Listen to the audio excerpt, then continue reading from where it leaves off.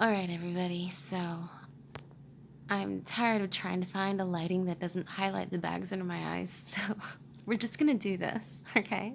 So you can see all of my beautiful wisdom lines. So, ladies, here with me.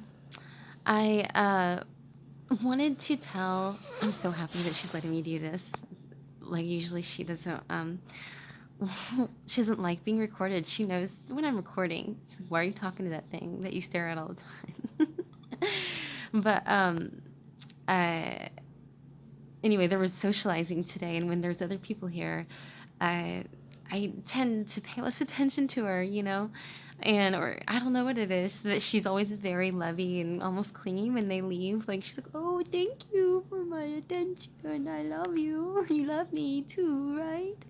Anyway, she's sweet, but okay. I wanted to start by jumping right into a story that has been, or I don't know, an energy frame that has been in my life for a long time, and that I really don't know what to do about. I don't know. That's a wrong way to put it. It's just, well, here it is. So, in high school, I was a planned procrastinator. Like I'm a weird balance, and so it's like I am part chaos, part organization, like part planning and part procrastination. And so, like if I knew I had a paper, like in high school due, I would plan. I would do all my other homework and whatever, and plan so that the night before, I would even get home and like take a nap. So I'd be ready and plan to procrastinate and write the whole thing, do all the research the night before. Same with tests. I would plan to procrastinate to study all evening, like intense, hard, focused work. And I would just blaze through and instead of sacrificing a little bit of time over a long period of time, I would just do it all at once in one very intense session. And it didn't help that I always got fantastic results from this.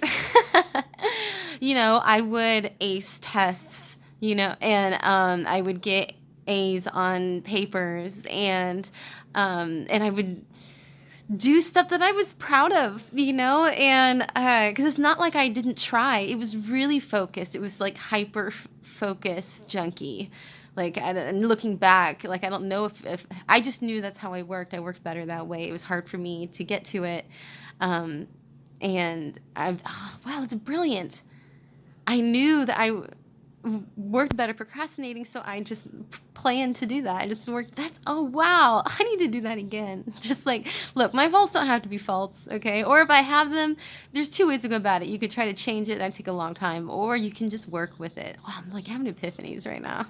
So, anyway, this was reinforced throughout my whole life. In college, we had a professor that had this like term paper, classic like end of semester paper, and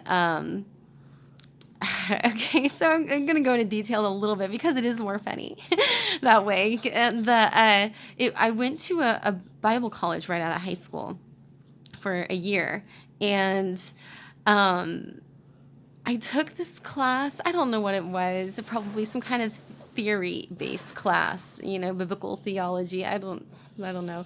But anyway, it was really just sitting around in a large lecture hall. It was even the kind with like the angled seats and stuff, and the professor's down in the front. It was a smaller version of that, but it was like that, like in the movies. And he was this really old guy, and he had like his cool name. I can't remember what it was. It was like Professor Ed. That wasn't it. That he was like always on the verge, like he could retire any day because it's like he's still standing.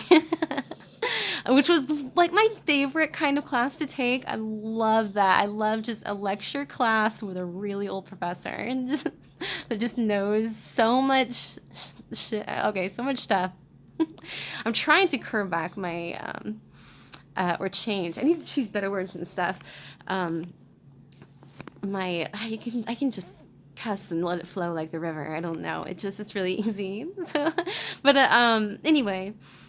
So what was I saying? Oh, so he wanted us to write like a commentary, like a biblical commentary. He had all the verses picked out, and it was long. It was kind of a long assignment, um, and he wanted us to write a commentary to the whole thing. And he would try to help us. Like, you could tell that he was prepping, like that in all his past classes. It's hard for students to kind of get a feel of what he wants. And so he would like try to encourage us every now and then, like, make sure you're thinking about how one verse relates to another verse, and to reference each other. And and that's important. He's like telling us things like that, like when you talk about a verse, if it correlates with or supports or references other times in the Bible where that happened, to always include that. So anyway. and uh and everyone's working on it. It's a first semester, freshman year. Everyone's working on all semester. My friend's like, Jamie, you really haven't started yet? I'm like, no, don't worry though. And I had like a couple friends who took it really, really seriously, and like, would like prayed and stuff like before they would start, and like really tried to like just put a lot of hours in, had other people read over their stuff. And anyway, so time came to turn the papers in, and I turned mine in. Like, I got it done last minute, came running in and handed it in. And then the day that we got them all back, he was so frustrated and upset, the professor was. He was giving everyone their paper back, and he warned them that they're terrible. The grades are bad, and maybe it was partially his fault. I don't know. But he kept one, and he was like, this is a true story. And he kept one still. He hadn't handed it back yet, and I hadn't gotten mine back yet. He said there was one person in the class who got an A, and who understood what I wanted, and who did all the things that I asked for successfully. I don't know, something like that, and he's like, I want to read to you some of the entries and stuff so that you can see what I mean, because this is a great example. And he said my name, and I could just feel, I'm sorry, Bubba, am I getting excited?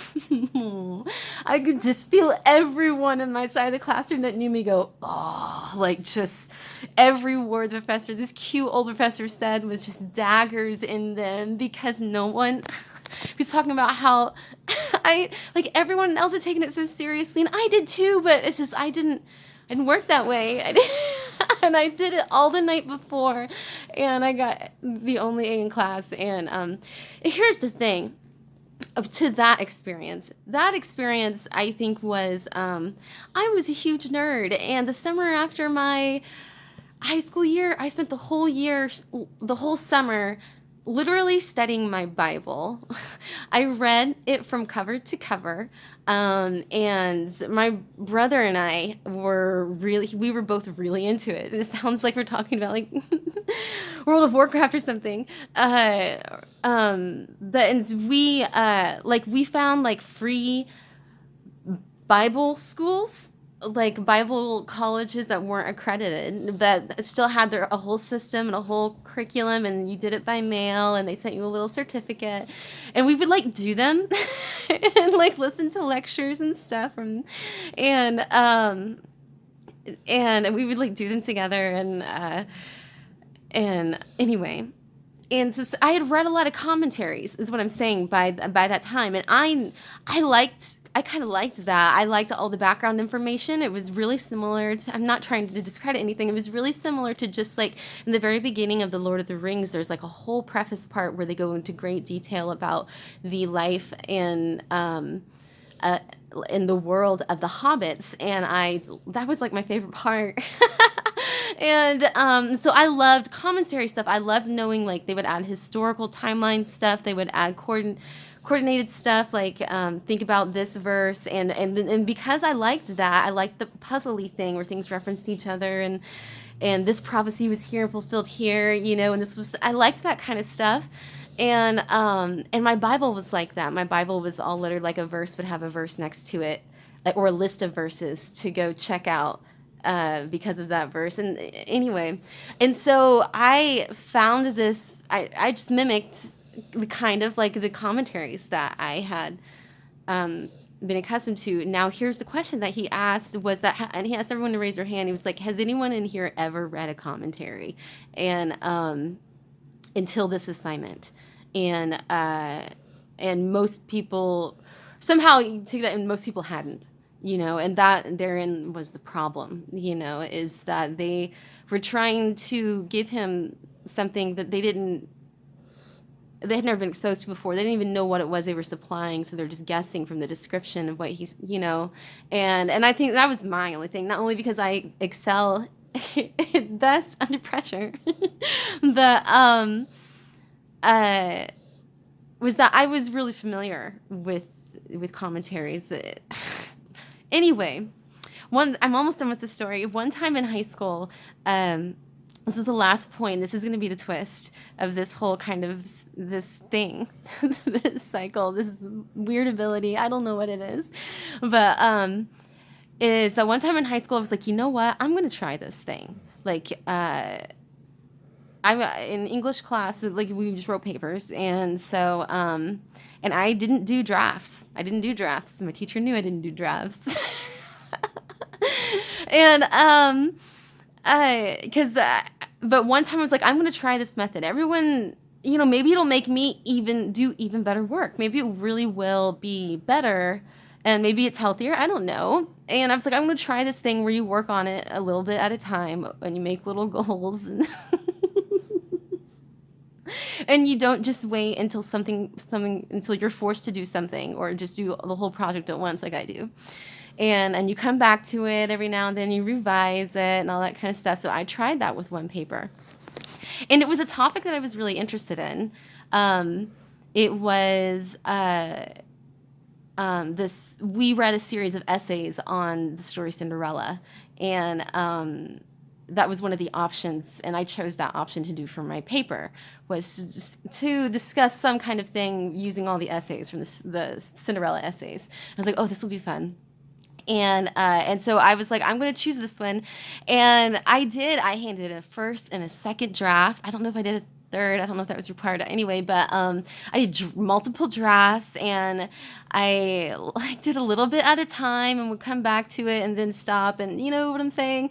And I got it done early. I had it done so I got to sleep in that night, and I got it back, and I got a B, which, I mean, it's still a good grade, but I was a perfectionist, and I was this overachiever, and I had always gotten A's. And so to me, that was a step down, especially in the specific experiment in my own experiment where I was testing this other method that everyone else does and teachers swear by. This is better.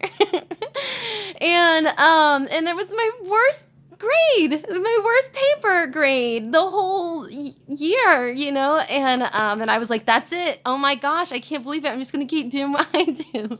It doesn't work for me. And anyway, I've had an experience like that today. I was like, you know what?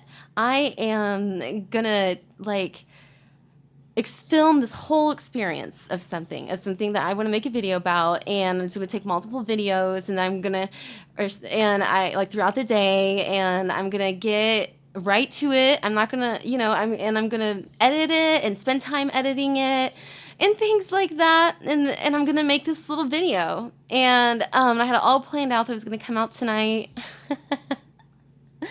and I have completely scrapped it.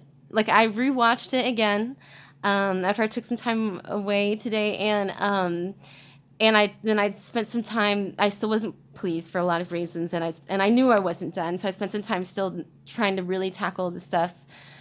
There was just a lot of red flags with this. The camera was really shaky the whole time, and I don't know, it was super long, and it was really just me just rambling on about something that is not all that exciting. that nobody else cares about. You're like, oh, I would want to see that. And usually I was like, no, I should. And that's what I mean too. I would like, yeah, I should still put this out there. But so many other technical things were issues. Like because of the time of day and the weird lighting, like the camera could never get the lighting right. And it was like flipping and changing all the time. And like I said, for some reason, the camera was super, super shaky. And just so much so that you didn't, at least for me, I didn't want to stare at it that long of a video and stare at such a shaky camera anyway. And I was like, this is just, yeah, I'm just going to trash this. I've spent 3 days, you know, and because usually I just do it all. I just get an idea to make a video. And even if it's like an edited one, like the day I did the food vlog, that was spontaneous. And I filmed it and edited it and put it out all the same day, you know, by like 5 o'clock. And it was just like, I didn't plan it. I was sorry. Keep my face in the frame. I didn't plan it at all. I just was, you know, but this, it's like, oh, I'm going to, you know, like spend a little bit of time every day, be really responsible and, and like every day I'm going to do a measured amount of all these things. And it's just, that's so hard for me to do. And I'm scrapping it. I'm fine with it. You know, I'm fine with scrapping it. Scrapping the whole thing, even though I really wanted to put another good video out for you guys today. And I just keep thinking of the Cinderella essay, you know, and about how all my best videos are spontaneous, are when I feel the urge. And in high school, I would bring that urge on by waiting till the last minute to do it. I think that's, you know. Oh, hi, Bubby. You are so pretty. Are you reminding me to stop mumbling? Okay, goodbye. She's like, oh, I know what this is. See, she's just going over there. I respect your... Oh, she farted. Oh, did she just wake up? I'll do rewatch this. She just woke up. Lady, like, will fart and wake herself up. And so cute, Bubba. Sometimes you wake up and you bark because you're so shocked at the smell. It's really cute. I know you, buddy. I know you. Anyway. So I hope I have still saved this goal of mine to put a video out tonight, a good video. I'm not going to edit this, and it's going to be just as long as the lame-ass, terrible quality video that I tried to make slowly like a responsible person over the last 3 days. So, anyway, thanks for watching, guys, and I'll talk to you later.